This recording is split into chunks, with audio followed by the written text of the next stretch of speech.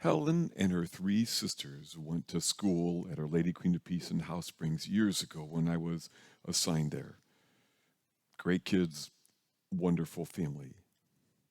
Sadly, Helen's 11-year-old son, James, drowned recently in the Big River.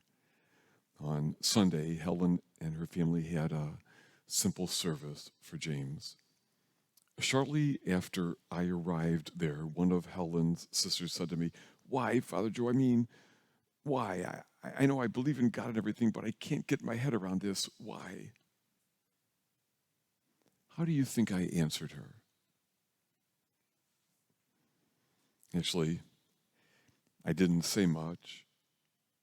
When Helen's sister started bawling, I started crying, hugged her, and said, "It just stinks, doesn't it?"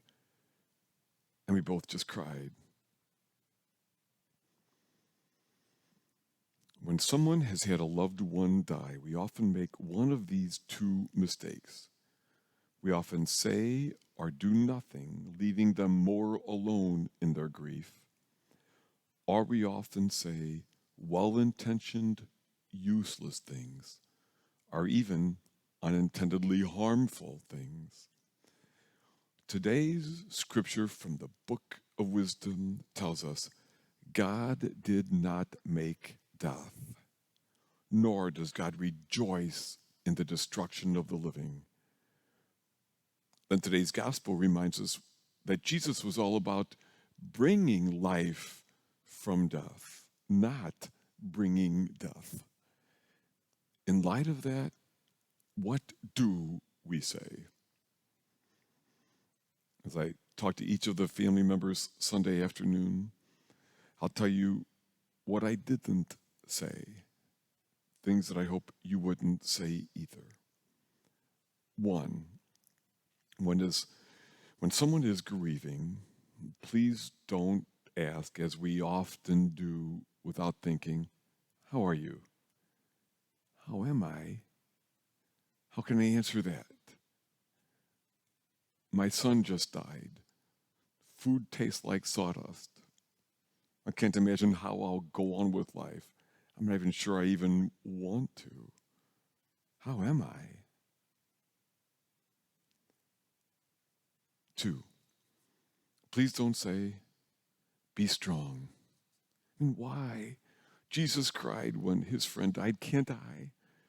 And maybe you're uncomfortable around my pain, but please don't tell me to be strong or not to cry, or it's time to get on with my life, or your loved one wouldn't want you to be sad, or you'll get over it, or anything like that. Three, please don't say any sentence that begins with "at least." At least you have another child, or at least your son died doing what he loved, or anything like that. Those things might be true, but the only person who should ever get to say any sentence that begins with "at least" is the one who is grieving. Four, thank you for not saying, "I know how you feel." No, you don't. And please don't make me feel even more alone by telling me that you do. And finally, this one, number 5, is particularly pertinent in light of today's scriptures. Any sentence that seems to suggest that God did this. What kind of God would do that? The sentences we often say sadly without thinking, "God never gives you more than you can handle." Or, God has a plan, we just don't see God's plan. Or even, "Everything happens for a reason." Now, if you mean by that, God can bring good out of anything, I'm with you. Actually, I stake my faith on that. That does not mean that God sent the bad stuff. God just doesn't do that. Now, the origin of suffering and an explanation of how few miracles Jesus did, how that really wasn't the focus of his ministry, that's for a different talk. But for now, let's remember, as our scriptures said, God did not make death. So what do we say? This is an aside, but there was an actual obituary announcement from the Watertown Times in New York that made me laugh. Now, I know what the lady was trying to say, but here's how she said it. To everyone and anyone who was in any way involved in my husband's passing, a heartfelt thank you. I'm sure that just didn't come out right. Let me suppose some things that might be worth saying, depending upon the person and the situation. One, I'm sorry. And then maybe we're quiet and take the person's hand, maybe add, it's awful, isn't it? Two, even months or years later, I don't know what it must be like to be you right now in light of her death. Three, offering specific help, anything like, I'm pretty good cutting grass and it would make me happy if you let me cut yours.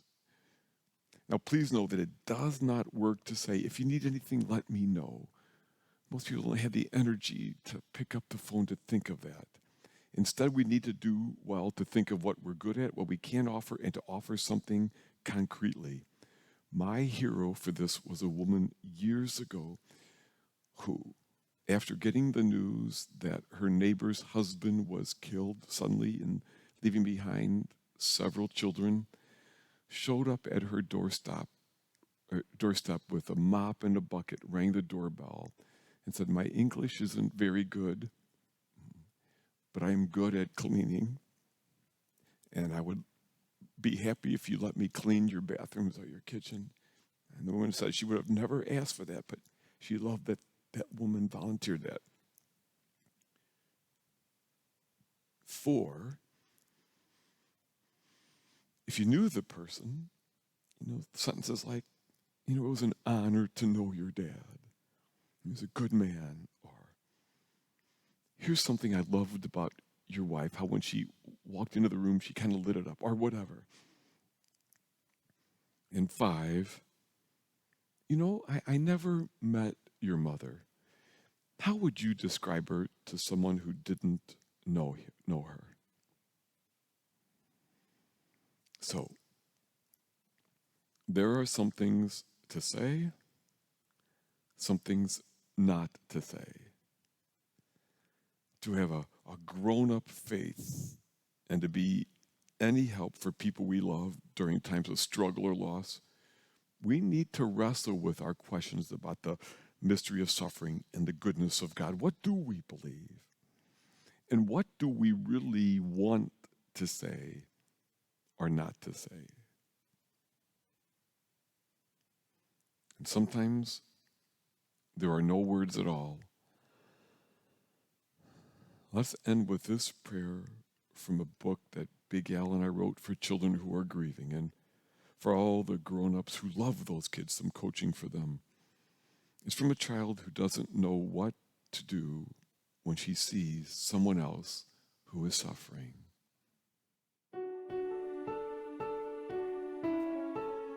I really need your help, dear God, to do what must be done.